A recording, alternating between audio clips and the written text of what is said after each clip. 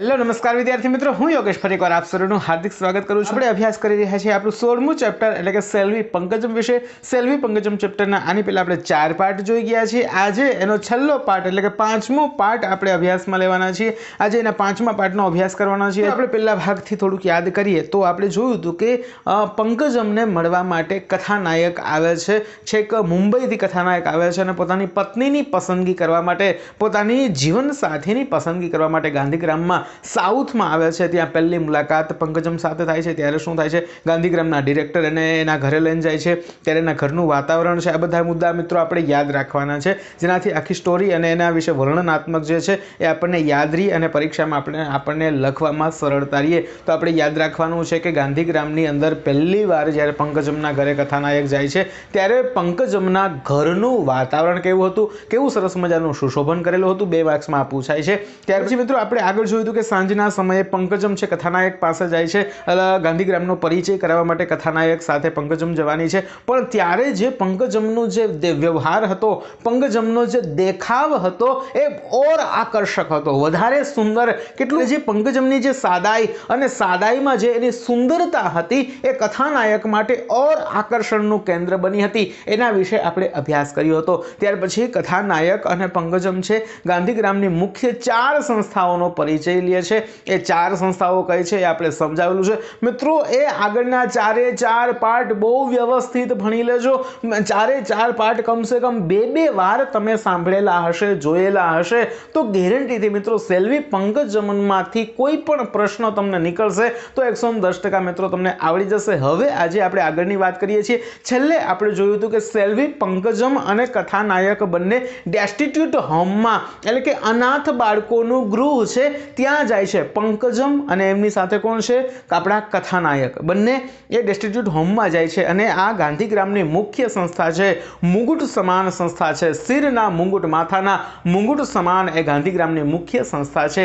ત્યાં પેલા બાળકો તો પંકજમને લઈને બાળકો તો જતા રહે છે, પણ પછી કથાનાયકની સાથે પેલી બાઈ હોય છે અને બાઈ એના સંસ્થા વિશે વાતો કરે છે. સંસ્થામાં કેવા કેવા બાળકો છે, શું શું થાય છે. કથાનાયકને 2 અલગ અલગ પ્રકારની લાગણી થાય છે, એની આપણે વાત કરી હતી. પણ સૌથી મહત્વની વાત આપણને જાણવા મળી હતી કે આ પંકજમ છે એ પણ એક અનાથ જ છે.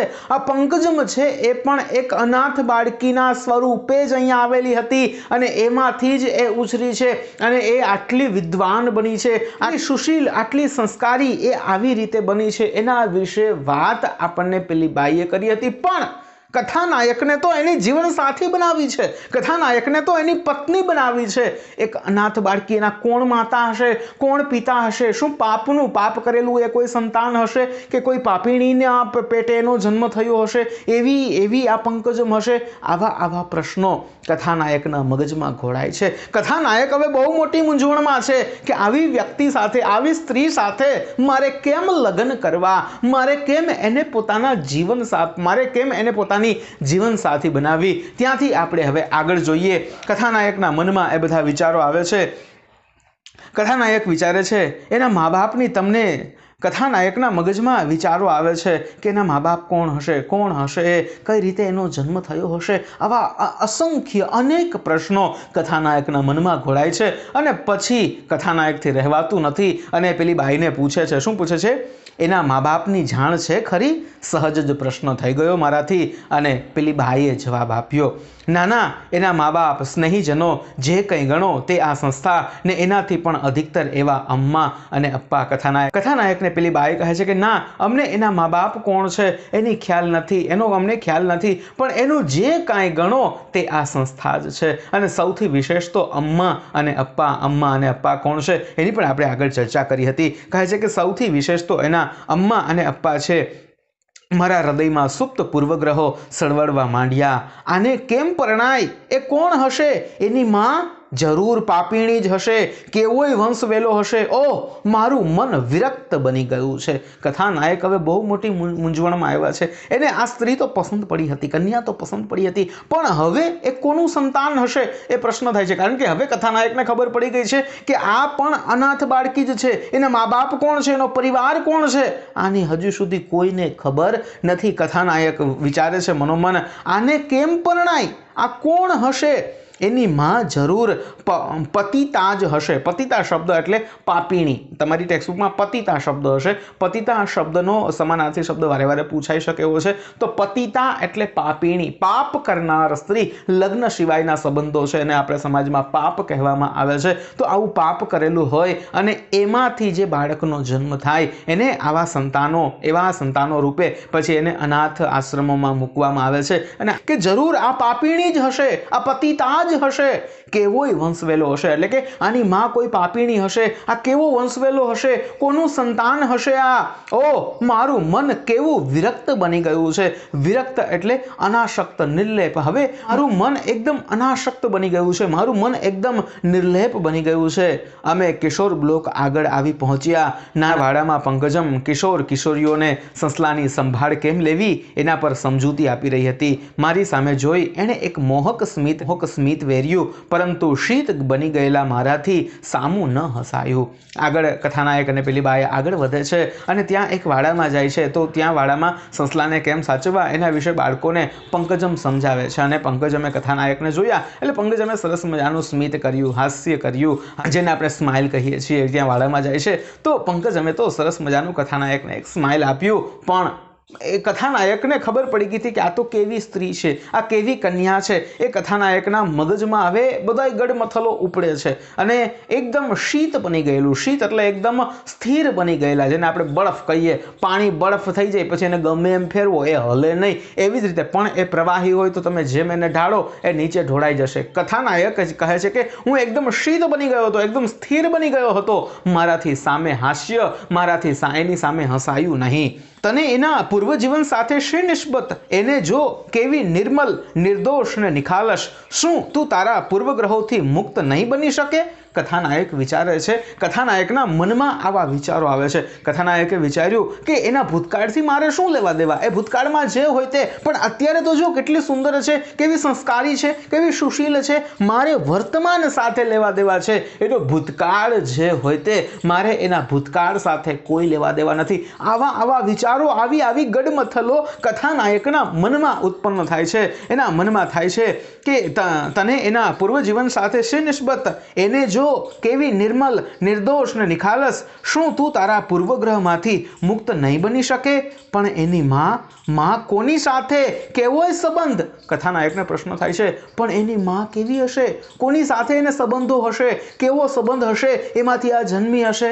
આવા પ્રશ્નો કથાનાયકને થાય છે। ભયંકર ગજગ્રાહ ચાલવા માંડ્યો। મિત્રો, આ ગજગ્રાહ શબ્દ યાદ રાખજો। ગજગ્રાહ એટલે જેનો શાબ્દિક અર્થ થાય છે ગડમથલ અથવા તો તર્ક વિતર્ક। આ શબ્દો છે વારે વારે આ ચેપ્ટરમાંથી પૂછાય છે। ગજગ્રાહ એટલે ગડમથલ અથવા તો તર્ક વિતર્ક। કહે છે કે ભયંકર ગજગ્રાહ ચાલવા માંડ્યો મારા મનમાં, લાખ પ્રયત્ન કરવા છતાંય મનમાં ઉઠતી અનેક પ્રકારની ધૃણા હું કેમે રોકી શકતો નહોતો। કથાનાયક કહે છે કે હું પણ લાખો પ્રયત્ન કરું છું છતાં પણ પંકજમ પ્રત્યે હવે જે મારા મગજમાં ધૃણા ઉત્પન્ન થાય છે, ધૃણા શબ્દનો સમાનાર્થી શબ્દ થાય છે નફરત। પંકજમ પ્રત્યેની મારા મનમાં જે નફરત ઉત્પન્ન થાય છે એને હું કેમેય કરીને રોકી શકતો નહોતો। હૃદયને આડું બનતું અટકાવી શકતો નહોતો। આડું એટલે નરમ વૃત્તિવાળું। કહે છે કે હૃદયને હું આડું બનતું અટકાવી શકતો નહોતો, ત્યાંથી ભાગી નીકળવાની વૃત્તિઓ જોર કરીને ઉછળી રહી, હું મૂંગો જ બની ગયો। કથાનાયક કહે છે કે હવે મારા મનમાં એવી વૃત્તિઓ થાય છે, એવી ઈચ્છા થાય છે, વૃત્તિ એટલે ઈચ્છા। કથાનાયકના મનમાં અત્યારે એવી ઈચ્છા થાય છે કે હું અહીંયાથી ભાગી નીકળું, હું પાછો મુંબઈ જતો રહું, મારે આની સાથે લગ્ન કરવા નથી। આ કેવી સ્ત્રી હશે, કોનું સંતાન હશે, કઈ રીતે આનો જન્મ થયો હશે, એની માં કેવી પાપીણી હશે, એમાંથી આનો જન્મ થયો હશે। આવા વિચારો કથાનાયકને થાય છે અને એને થાય છે કે હું તો હવે અહીંયાથી ભાગી નીકળું। પણ કથાનાયક કહે છે કે હું મૂંગો જ બની ગયો, હું એકદમ મૂંગો બની ગયો, કશું જ બોલતો નથી હું। અમે બેઉ ગેસ્ટ હાઉસ તરફ જઈ રહ્યા હતા। હવે પંકજમ અને કથાનાયક પાછા બંને મળે છે અને ત્યાંથી જ્યાં કથાનાયક રહેતા હતા એ ગેસ્ટ હાઉસ તરફ કથાનાયક અને પંકજમ બંને જઈ રહ્યા છે। અમે બેઉ ગેસ્ટ હાઉસ તરફ જઈ રહ્યા હતા। શાંત સંધ્યા રાત્રિ બની રહી હતી। સંધ્યા એટલે કે સાંજનો સમય છે એ હવે ધીરે ધીરે રાત્રિ બનવા જઈ રહી હતી, એટલે કે અંધારું થઈ રહ્યું હતું, ધીરે અંધારું થઈ રહ્યું હતું। અને પંકજમ બોલે છે, એકદમ શાંત બની ગયા તમે? પંકજમે પૂછ્યું કે તમે તો એકદમ શાંત બની ગયા? અમસ્થો જ, કથાનાયકે કહ્યું અમસ્થો જ એટલે કે એમને જ હું શાંત બન્યો છું. ડેસ્ટિટ્યૂટ હોમ જોયા પછી ઘણાની આવી સ્થિતિ થઈ જાય છે. પંકજમ પણ કહે છે કે ડેસ્ટિટ્યૂટ હોમ, આ અનાથ બાળકોનું ગૃહ જોયા પછી મોટા ભાગનાની, ઘણા બધાની આવી સ્થિતિ થઈ જાય છે કે આની બહાર નીકળીને એ કશું પણ બોલી શકતા નથી, એવી આ જગ્યા જ છે, આવું પંકજમને લાગે છે. પંકજમને ખબર નથી કદાચ કે એની બધી ખબર છે એ કથાનાયકને પડી ગઈ છે. કહે છે કે ડેસ્ટિટ્યૂટ હોમ જોયા પછી ઘણાની આવી સ્થિતિ થઈ જાય છે. મારા મને એનામાં દોષ શોધવાની પેરવી કરવા માંડી. આપણું મન છે ને એ બહુ ચંચલ છે. આપણે સામેના માણસનો દોષ જોવો કે એનો ગુણ જોવો એ આપણા મન ઉપર છે. આપણું મન હંમેશા સામેના માણસનું ખરાબ જોશે, સામેના માણસનો દુર્ગુણ જોશે, પણ બહુ ઓછા વ્યક્તિઓ હોય છે કે સામેના માણસનો ગુણ જોઈ શકે. સામેના માણસના આપણે હંમેશા પોઝિટિવ રહેવાનું હોય છે. પણ અહીંયા કથાનાયક કહે છે કે મારું મન છે એ આ પંકજમની અંદર દોષ જોવાનો પ્રયત્ન કરવા લાગે છે, દોષ શોધવાની પેરવી કરવા માંડી. પેરવી એટલે પ્રયત્ન. કહે છે કે પરંતુ આછા અંધકારમાં એનો આકાર માત્ર આકર્ષક લાગ્યો. કહે છે કે આછો અંધકાર થયો હતો, સંધ્યા હતી, હવે રાત્રિ તરફ જતી હતી અને અંધારામાં પંકજમનો આકાર દેખાતો હતો, એ બહુ આકર્ષક લાગતો હતો. એના બોલમાં નરી સાલસતા અને પ્રેમાળપણું સંભળાયું. કહે છે કે એના જે અવાજ હતો, એનું બોલવાની જે પદ્ધતિ હતી, એનો એકદમ સરળ સ્વભાવ દેખાતો હતો. એ દેખાતી તો નહોતી અંધારાના કારણે, પણ એનો જે આકાર દેખાતો હતો, એનો અવાજ સંભળાતો હતો અને એના અવાજમાં નરી સાલસતા એટલે કે શુદ્ધ પ્રેમાળ સ્વભાવ એનો હતો. પ્રેમાળપણું અને સરળ સ્વભાવ એનો દેખાઈ રહ્યો હતો. કંઈક ડાઘા શોધવાના મારા પ્રયત્નો નાકામયાબ બન્યા. કથાનાયક કહે છે કે મારા પ્રયત્નો એવા હતા કે હું એનામાં ડાઘા શોધું. ડાઘા એટલે એના દુર્ગુણ શોધું, એનું ખરાબ પાસું શોધું, પણ મારું મન છે એમાં નિષ્ફળ થયું. મને એમાં કોઈ ખરાબ ગુણ દેખાયો નહીં. પંકજમની અંદર મને કોઈ પ્રકારનો ખરાબ ગુણ દેખાયો નહીં. મારું મન એમાં નાકામયાબ બન્યું. નાકામયાબનો વિરુદ્ધાર્થી પૂછાય તો કામયાબ. મારું મન કામયાબ ન બન્યું, એવી રીતે આપણે આખું વાક્ય બનાવવાનું થશે. મારું મન નાકામયાબ બન્યું. કંઈક ડાઘા શોધવાના મારા પ્રયત્નો નાકામયાબ બન્યા. નાકામયાબનું સમાનાર્થી પૂછાય તો નિષ્ફળ લખવાનું છે. સવારે જોઈ હતી, જાણી હતી, એથી એ વધુ આકર્ષક જણાતી હતી. એથી એમાં ય છે એ નિપાત છે. કથાનાયક કહે છે કે સવારે મેં જેવી પંકજમને જોઈ હતી, જેવી એને મેં જાણી હતી, સમજી હતી, એથી પણ વધારે પંકજમ અત્યારે આકર્ષક દેખાઈ રહી છે. મિત્રો, જે લોકો જોઈ રહ્યા હોય વિડીયોને લાઇક કરી દેજો હો ભાઈ. લાઇક કરવાનું તમે ભૂલી જાવ છો ને એ મજા નથી આવતી. કથાનાયકની આપણે આગળ વાત હજી પંકજમની કરવાની છે, બહુ મજાની વાત હવે આવવાની છે, તો વિડીયોને અત્યારથી લાઇક કરી દેજો. અને જે વ્યક્તિ ચેનલ ઉપર પહેલી જ વાર આવ્યા છે, હજી સુધી ચેનલને સબસ્ક્રાઇબ નથી કરી અને આવા અવનવા એજ્યુકેશનલ વિડીયો મેળવવા માંગતા હોય તો નીચે આપેલા લાલ બટનને દબાવીને ચેનલને સબસ્ક્રાઇબ પણ મિત્રો કરી લેજો, બરોબર છે. અને તમારા મિત્રોને શેર કરવાનું તો તમે ભૂલવાના જ નથી, મને ખબર છે. તો 3 વસ્તુ તમે કરી દેજો. લાઇક કરવાનું છે, સબસ્ક્રાઇબ કરવાનું છે અને શેર કરવાનું છે. જો સબસ્ક્રાઇબ કરી લીધી હોય તો અભિનંદન, બરોબર છે. હવે આપણે આગળ વધીએ. કથાનાયક પોતાની વાત બધી કરે છે. કહે છે કે આકર્ષક એ વધારે સવારે જોઈ હતી, એનાથી પણ વધારે એ અત્યારે આકર્ષક લાગી રહી હતી. એ પણ ચૂપચાપ ચાલી રહી હતી. મને એવો સંદેહ થયો કે એના મનમાં પણ કંઈક જબરી ભાંજગડ ચાલી રહી છે. કથાનાયક વાત કરે છે કે મને એવો સંદેહ થાય છે, મને એવી શંકા જાય છે કે પંકજમના મગજમાં પણ કંઈક ભાંજગડ ચાલે છે. ભાંજગડ એટલે ગજગ્રા. આગળ એક ગજગ્રા શબ્દ આવી ગયો, બરોબર છે. તો ગજગ્રા અને ભાંજગડ બે સમાનાર્થી શબ્દો છે. ગજગ્રા એટલે તર્ક વિતર્ક, ગડ મથલ, ભાંજગડ આ બધા સમાનાર્થી શબ્દ છે. કહે છે કે મને એવું લાગે છે કે પંકજમના મગજમાં પણ કંઈક તર્ક વિતર્ક ચાલે છે. પંકજમના મગજમાં પણ કંઈક વિચારો ચાલી રહ્યા છે. એના મગજમાં પણ કંઈક ભાંજગડ ચાલી રહી છે. એકાએક એનો મધુર અવાજ રણકી રહ્યો. જુઓ, મારે તમને એક અગત્યની વાત કહેવાની છે. અહીંયા કહેવાની છે એ કૃદંતના પ્રકારે. કયો કૃદંત થાય મને કમેન્ટમાં સહેજ કહેજો. વાણી પ્રત્યે આવે છે. કહે છે કે જુઓ, મારે તમને એક અગત્યની વાત કહેવાની છે. તમે કોઈ પણ નિર્ણય લો એ પહેલાં એ વાત તમને કહેવાની હું મારી ફરજ સમજું છું. પંકજમ કહે છે કે સાંભળો, મારે તમને એક વાત કહેવી છે. પંકજમને, કથાનાયકને ખબર પડી જાય છે કે પંકજમ પણ કંઈક મનમાં વિચારી રહી છે. એના મનમાં કંઈક ભાંજગડ, એના મનમાં પણ કંઈક ગજગ્રાહ ચાલે છે, એવું કથાનાયકને પહેલેથી જ ખબર પડી જાય છે. ને પંકજમ હવે કહે છે કે જુઓ, મારે તમને એક વાત કહેવી છે અને તમે મારા વિશે કોઈ પણ નિર્ણય લ્યો એ પહેલાં મારે તમને એ વાત કરી દેવી હું યોગ્ય સમજું છું. હું સમજી ગયો કે એ કઈ વાત મને કહેવાની હતી. જીવનમાં કદીએ નહોતું ધડક્યું એમ હૃદય ધક ધક થઈ રહ્યું. મારા રોંગટા રોમાંચ અનુભવી રહ્યા. કથાનાયક અહીંયા વાત કરે છે કે એ પંકજમે કીધું કે મારે તમને એક વાત કરવી છે. કથાનાયક કહે છે કે કથાનાયકનું મનમાં થાય છે કે મને તો ખબર જ છે કે શું વાત કરવાની છે. કદાચ એ જ વાત કરવાની હશે કે હું પણ આ અનાથ બાળકોની જેમ જ ઉછરી છું અને આવી જ વાત અહીંયા એને કરવી હશે. પણ હવે કથાનાયક કહે છે કે મારા રોંગટા મારા રૂવાડા ઊભા થઈ ગયા અને અત્યાર સુધીમાં મારું હૃદય કેવું ક્યારેય નહોતું ધડક્યું એવું ધક ધક મારું હૃદય એકદમ ધડકવા લાગ્યું અને મારા રોંગટામાં રોમાંચ અનુભવી રહ્યા. રોમાંચ એટલે ઉત્સુકતા. મારા રોંગટામાં ઉત્સુકતા, મારા મનમાં, મારા રોંગટામાં, મારા રૂવાડામાં એકદમ ઉત્સુકતા ઉત્પન્ન થવા લાગી. અને પંકજમ વાત કરે છે મારું જીવન એક અનોખી કહાણી છે. કહાણી એટલે કથા. કહે છે પંકજમ કે મારું જીવન એક અનોખી કહાણી છે. મારું નામ મારી કથા કહી દે છે. પંકજમ એની વાત કરે છે. મારું નામ છે ને, પંકજમ કહે છે કે મારું નામ છે ને એ જ મારા જીવનની કથા કરી દે છે. આપણે એના નામ વિશે જોયું ને, પંકજમ, પંક વત્તા જ કાદવમાં જન્મનાર. તો કહે છે કે મારું નામ મારી કથા કહી દે છે. મારે ઘર નથી, મા બાપ નથી, સ્વજન નથી. દુનિયાના વ્યવહારની દ્રષ્ટિએ જે ગૃહ તમે હમણાં જોયું એ મારું સાચું ઘર છે. કહે છે કે જે ગૃહ એટલે કે અનાથ બાળકોનું જે ગૃહ તમે જોયું ને, કથાનાયકને પંકજમ વાત કરે છે કે જે તમે અનાથ બાળકોનું ગૃહ જોયું એ જ મારું સાચું ઘર છે. મારે કોઈ ઘર નથી, મારે મા બાપ નથી, મારો પરિવાર નથી અને જે આ અનાથ બાળકોનું ગૃહ, આ જે ડેસ્ટિટ્યુટ હોમ તમે જોયું એ જ મારા જીવનનું એ જ સાચું ઘર છે. ગૃહ તમે હમણાં જોયું તે મારું સાચું ઘર છે. ત્યાંના સંચાલકો અને ભૂલકાઓ મારા સ્વજન છે. અમ્મા અને અપ્પા એ મારા મા બાપ છે. કથાનાયકને અહીંયા પંકજમ પોતાના જીવનની વાત કરે છે કે મારું નામ છે એ જ મારી કહાની કહી દે છે. મારું પરિવાર નથી, મારા મા બાપ નથી, મારું જે ગણો તે આ સંસ્થા છે. આ સંસ્થાના લોકો, આના વડીલો છે, આના જે ભૂલકાઓ છે, બાળકો છે એ મારા સ્વજનો છે. અમ્મા અને અપ્પા છે એ જ મારા અત્યારે તો મા બાપ છે. કહે છે કે મારા સ્વજન છે. અમ્મા અને અપ્પા મારા મા બાપ છે. અમ્મા અને અપ્પા જેના વિશે આપણે આગળ વાત કરી ગયા છે, જેણે આ ગાંધીગ્રામની અંદર બધી સંસ્થાઓનો વિકાસ કર્યો હતો. ગાંધીગ્રામનો જેણે સાચા અર્થમાં વિકાસ કર્યો હતો, પોતાના હૃદયથી, મનથી સારામાં સારું કામ કર્યું હતું, એ અમ્મા અને અપ્પા કહે છે કે એ જ અત્યારે તો મારા મા બાપ સમાન છે.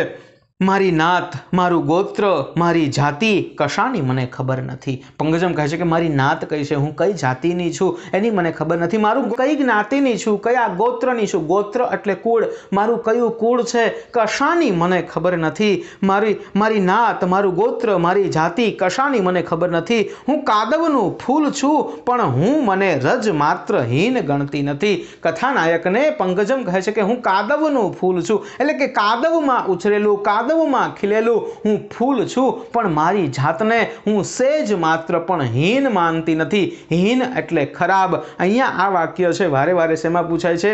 સંયુક્ત વાક્યને સાદા વાક્યમાં ફેરવવા માટે. જો બે વાક્ય છે, હું કાદવનું ફૂલ છું પણ મને હું રજ માત્ર હીન ગણતી નથી. એમાં પણ છે એ સંયોજક છે. હું કાદવનું ફૂલ છું પણ હું મારી જાતને રજ માત્ર એટલે સહેજ પણ, હીન એટલે ખરાબ ગણતી નથી. બલકે આ બલકે છે એ પણ સંયોજક છે. બલકે મને એનું ગૌરવ છે. આ ત્રણ અલગ અલગ વાક્યો, પણ અને બલકે બે સંયોજકો છે. કહે છે કે બલકે મને એનું ગૌરવ છે, મને આ સંસ્થાનું ખરેખર ગૌરવ છે. મારા પૂર્વગ્રહો ઓગળતા ગયા. પૂર્વગ્રહો એટલે પહેલેથી જે ખ્યાલ મગજમાં હોય, અનાથાશ્રમના બાળકો કેવા હોય ને કેવા સંતાનો હોય, આ જે કથાનાયકને પહેલેથી જે માહિતી હોય એને શું કહેવાય? પૂર્વગ્રહો. અને કથાનાયકના આવા જે એના મગજમાં ઘૂસેલા પૂર્વગ્રહો હતા એ પંકજમના આ શબ્દોથી ધીરે ધીરે કથાનાયકના પૂર્વગ્રહો છે એ ઓગળવા લાગે છે.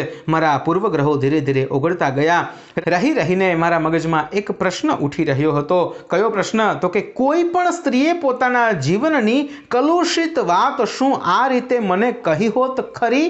આ સમજો. હવે મહત્વની વાત છે. પંકજમે જે પોતાની વાત આખી જીવનની વાત કરી દીધી કે હું કોણ છું, કઈ જ્ઞાતિની છું, કઈ રીતે છું, મને એના વિશે કંઈ ખબર નથી.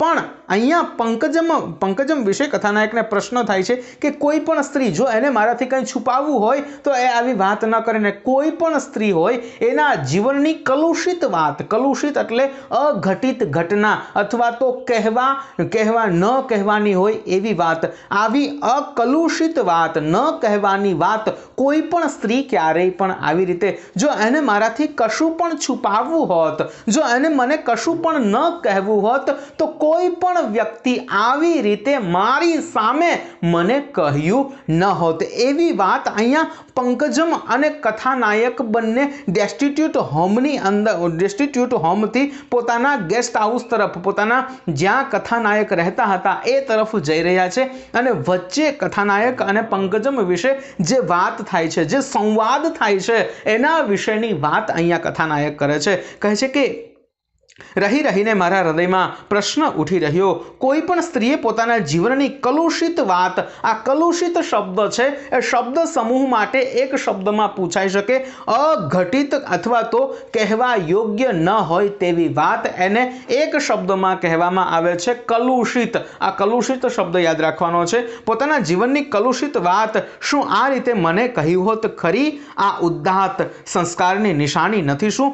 ઉદ્દાતનો સમાનાર્થી યાદ રાખજો, ઉદ્દાત એટલે ઉત્તમ. કહે છે કે પંકજમના આ ઉત્તમ સંસ્કારની નિશાની નથી શું? શું આ ઉદ્દાત સંસ્કારની નિશાની નથી? આ એને વાત કરી છે અને પંકજમની કહેલી જે આ વાત છે એ વાત જ સાબિત કરે છે. શું સાબિત કરી આપે છે? એ વાત જ સાબિત કરે છે કે પંકજમની અંદર ઉત્તમ સંસ્કારો રહેલા છે, એની અંદર ઉત્તમ સંસ્કારોનું સિંચન થયું છે. એનો ભૂતકાળ જે હોય તે, એ પૂર્વ જીવનમાં એના મા બાપ જે હોય તે, એનો પરિવાર જે હોય તે, પણ અત્યારે વર્તમાન સમયમાં એ ઉદ્દાત ઉત્તમ સંસ્કારોની નિશાની છે. એ ચોક્કસથી એ વાત અહીંયા સ્પષ્ટ થાય છે. કહે છે કે આ ઉદ્દાત સંસ્કારની નિશાની નથી શું? આ ખાનદાની નથી શું? હું ઉર્મિલ બની ગયો. એકદમ એવી ઉર્મિથી ભરેલી, લાગણીઓથી ભરપૂર કથાનાયક બની જાય છે. હું ઉર્મિલ બની ગયો. પંકજમની સુંદરતા, એના અવાજની મીઠાશ ને આત્મીયતા, એના દેહની સુગંધ, એના વ્યક્તિત્વની આકર્ષકતા બધું મારા મનમાં તરી રહ્યું. કથાનાયક વાત કરે છે કે હું એકદમ ઉર્મિલ બની ગયો, એકદમ લાગણીશીલ બની ગયો. અને પંકજમનું સમગ્ર સૌંદર્ય, એનું બાહ્ય સૌંદર્ય, એનું જે એનાથી પણ વધારે એનું જે આંતરિક સૌંદર્ય હતું એ મારા મનમાં વસી ગયું. અને પંકજમની જે નિખાલસતા હતી, એણે પોતાની આખી જીવનની કથા, જે સાચું હતું એ બધું જ કથાનાયકની સામે કહી દીધું. આ વાત કથાનાયકને ખૂબ પસંદ પડે છે કે જો એને મારાથી કંઈ કહેવું ન હોત, એને મારાથી કંઈ છુપાવવું ન હોત તો એ છુપાવી શકવાની હતી. એને ક્યાં ખબર છે કે મને બધી ખબર છે, બરોબર છે, પણ આ ઉત્તમ સંસ્કારની નિશાની છે. આ જ એના ઉત્તમ સંસ્કારો સાબિત કરે છે કે એની જે અઘટિત ઘટના છે અથવા તો જેને આપણે કલુષિત ઘટના કહીએ છીએ, કે જે ન કહેવા જેવી વાત છે, એનું જે ખરાબ પાસું છે એ ખરાબ પાસું પણ એને મારી સામે કહી દીધું છે. એટલા માટે આ જ એના ઉત્તમ સંસ્કારોની નિશાની છે. આ જ એની ઉત્તમ ખાનદાની પણ એ બતાવે છે. કહે છે કે હું ઉર્મિલ એટલે કે લાગણીશીલ બની ગયો. પંકજમની સુંદરતા, એના અવાજની મીઠાશ અને આત્મીયતા, એનામાં જે એની આત્મીયતા હતી એટલે કે સામેના માણસને પોતાનું બનાવી લેવાની જે એની શક્તિ હતી, આત્મીયતા હતી, એના દેહની સુગંધ, એના શરીરની સુગંધ, એના વ્યક્તિત્વની આકર્ષકતા, એના વ્યક્તિત્વની જે આકર્ષકતા હતી, એની સંસ્કારિતા હતી, સુશીલતા હતી, એની જે આકર્ષકતા હતી, બધું જ કથાનાયક કહે છે કે મારા મનમાં તરી રહ્યું, બધું જ મારા મનમાં વસી ગયું. કહે છે કે એક વાત પૂછું તમને? હું બોલ્યો ને એ અટકી ગઈ. ને આગળ કથાનાયક ધીરેથી બોલે છે, એક વાત પૂછું તમને? અને એ અટકી ગઈ. કથાનાયક ધીરેથી બોલે છે, એક વાત પૂછું તમને? હું બોલ્યો ને એ બોલતી અટકી ગઈ. તમે મને સ્વીકારશો સેલ્વી પંકજમ? મેં કાંપતા સ્વરે પૂછ્યું. કથાનાયકે ધીરેથી પંકજમને કહ્યું કે તમે મને સ્વીકારશો? તમે મારો સ્વીકાર કરશો? આપણે જેને પ્રપોઝ કરવાની વાત કહીએ છીએ, તો એ જ વાત અહીંયા કથાનાયકે પંકજમને કીધું કે હે પંકજમ, તમે મારો સ્વીકાર કરશો? તમે મને સ્વીકારશો પંકજમ? શ્વી ના હા. એ હર્ષના અતિરેકથી થોથવાઈને પંકજમ એકદમ હર્ષમાં આવી ગઈ, એકદમ આનંદમાં આવી ગઈ અને આનંદના અતિરેકથી એ બોલી પણ નથી શકતી. શ્વી આટલું જ બોલે છે, કશું પણ પંકજમ આગળ બોલી શકતી નથી. શ્વી ના હા કશું પણ એ બોલી શકી નહીં. એ હર્ષના અતિરેકથી એ હર્ષના અતિરેકથી થોથવાઈ જવું એટલે વ્યવસ્થિત બોલી ન શકવું. વ્યવસ્થિત બોલી ન શકવું શબ્દ સમૂહ માટે એક શબ્દ થોથવાઈ જવું. પંકજમ અહીંયા એકદમ થોથવાઈ જાય છે કારણ કે એને સામેથી પ્રસ્તાવ મળે છે. લગ્ન માટેનો પ્રસ્તાવ કથાનાયકે કર્યો છે કે તમે મારો સ્વીકાર કરશો. કથાનાયકે સરસ મજાના શબ્દોનો ઉપયોગ કર્યો કે તમે મારો સ્વીકાર કરશો. પંકજમ પણ કંઈ જવાબ નથી આપી શકતી, એકદમ થોથવાઈ જાય છે. આનંદનો અતિરેક, એનો આનંદનો ઉત્સાહનો, પંકજમના આનંદનો પણ પાર નથી અને કહે છે કે શું શ્વી ના હા. એ હર્ષના અતિરેકથી થોથવાઈ ગઈ, એ ગડગડી બની ગઈ. ગડગડી એટલે કે એકદમ ભાવ વિભોર. પંકજમ એકદમ લાગણીશીલ બની ગઈ. એનો અવાજ ગળામાં ઘૂંટાઈ ગયો, એની વાચા મૌન બની ગઈ. એણે નજીક આવી મારા હાથ પકડી લીધા. એની આંખોમાંથી આંસુ સરી રહ્યા હતા. પંકજમની નજક, પંકજમ છે કથાનાયકની નજીક આવે છે, કથાનાયકનો હાથ પકડી લે છે અને પંકજમની આંખોમાંથી દળ આંસુ વહી રહ્યા છે.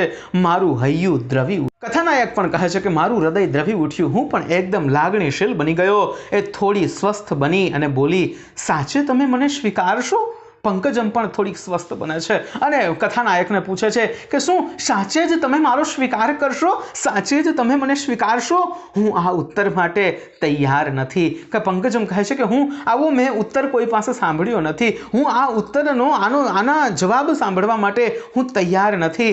તમે મને ચૂપચાપ તરછોડી અહીંથી ચાલ્યા ગયા હોત તો તે વધુ સ્વાભાવિક લાગત. એમ પણ ઘણા ચાલ્યા ગયા છે તો હું પણ ડોક ઉન્નત કરી, ખંભા ઉછાળી અભિમાનથી ચાલી નીકળી હોત.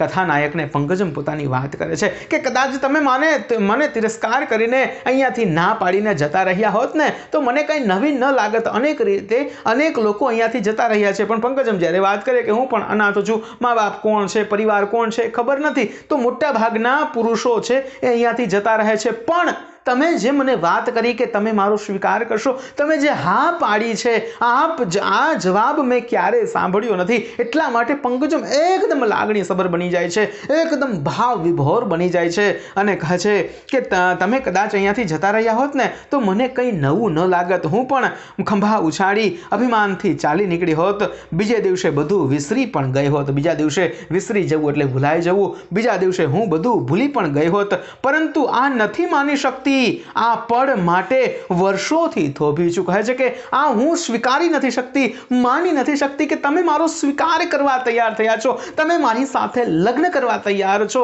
પંકજમ કહે છે કે આ હું સ્વીકારી નથી શકતી, આ હું માની નથી શકતી. આ પળ માટે, આ સમય માટે જ કદાચ હું વર્ષોથી થોભાયેલી હતી.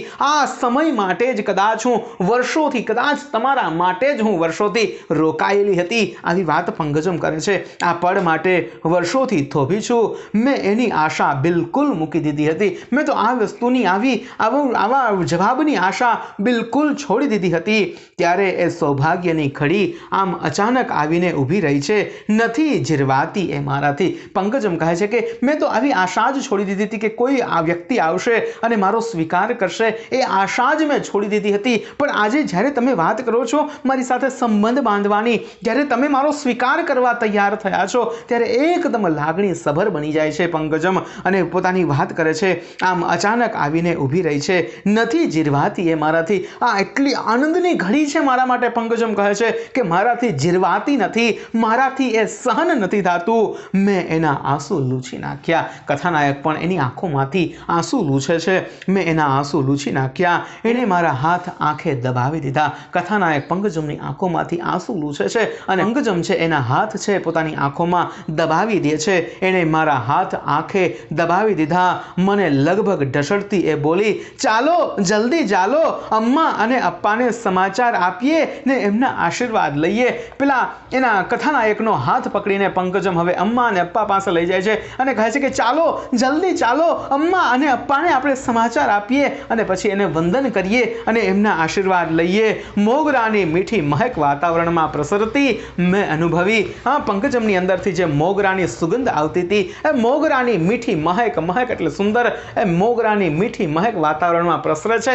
કથાનાયક અને પંકજમ બંને અમ્મા અને અપ્પાના આશીર્વાદ લેવા માટે નીકળી જાય છે અને અહીંયા આ પ્રકરણ, આ ચેપ્ટર આપણું પૂર્ણ થાય છે. ટૂંકમાં છે અંતે કથાનાયક અને પંકજમનો સંબંધ છે એ સારામાં સારી રીતે જોડાઈ જાય છે। મિત્રો અહીંયા આપણું આ ચેપ્ટર પૂર્ણ થાય છે। ચેપ્ટરના મુખ્ય અંશો જોઈએ તો પંકજમ કઈ રીતે ઉછરેલી હોય છે, મુખ્ય એનો ભાવ કહેવાનો શું છે કે માણસનો જન્મ ક્યાં થાય છે ને એ મહત્વનું નથી, પણ એની અંદર ગુણ કેવા છે, એનો ઉછેર કેવો થયો છે, અંદર સંસ્કાર કેવા છે એ જ મહત્વનું છે। માણસ જન્મથી નથી ઓળખાતો, માણસ હંમેશા એના કર્મથી ઓળખાય છે। એનું મોટામાં મોટું ઉદાહરણ છે એ પંકજમ છે। પંકજમનો જન્મ ભલે ગમે તે રીતે થયો હોય, ગમે ત્યાં થયો હોય, પણ એનો ઉછેર બહુ સરસ થયો છે અને એની અંદર એને કર્મ એટલા સારા કર્યા છે, એનું જે સંસ્કારિતા છે એ જ એનું પરિણામ છે। તો મિત્રો આવી રીતે આપણે અહીંયા ચેપ્ટરને વ્યવસ્થિત રીતે સમજ્યા છીએ। 5 પાર્ટને મિત્રો 2 વાર ચોક્કસથી સાંભળી લેજો, વ્યવસ્થિત રીતે યાદ રાખજો, કારણ કે આપણા અભ્યાસનું બહુ મહત્વનું આ ચેપ્ટર છે, થોડુંક લાંબુ પણ આ ચેપ્ટર છે, એટલા માટે આપણે એને વ્યવસ્થિત રીતે સમજવું પડે છે। આમાંથી મોટા પ્રશ્નો પણ ઘણા નીકળી શકે એવા છે, નાના પ્રશ્નો આગળથી હજી એક વિડીયો તમને બનાવી છે જેની અંદર બોર્ડ પરીક્ષાની અંદર પૂછાઈ શકે એવા મોસ્ટ IMP પ્રશ્નો તમને આ પાઠના મળી જવાના છે। તો મિત્રો વિડીયોને ચોક્કસથી લાઈક કરી દેજો, તમારા મિત્રોને શેર કરી દેવાનો છે, અને ચેનલ ઉપર નવા આવ્યા હોય, હજી સુધી ચેનલને સબસ્ક્રાઇબ ન કરી હોય ને ભાઈ, તો કોની રાહ જુઓ છો? ચેનલ ઉપર સબસ્ક્રાઇબ કરી લેવાની છે, ઓકે। અને ઘણા લોકો મને સપોર્ટ કરવા માંગતા હોય તો નીચે જોઈન બટન પણ આવી ગયું છે આપણે, તો તમે જોઈન પણ કરી શકો છો। અત્યારે આપણે આ વિડીયોને અહીંયા પૂર્ણ કરીએ છીએ। ફરી મળીશું કોઈ નવા વિડીયો સાથે, કોઈ નવી વાત સાથે, કોઈ નવી અપડેટ સાથે। ત્યાં સુધી મને આપો રજા, આવજો।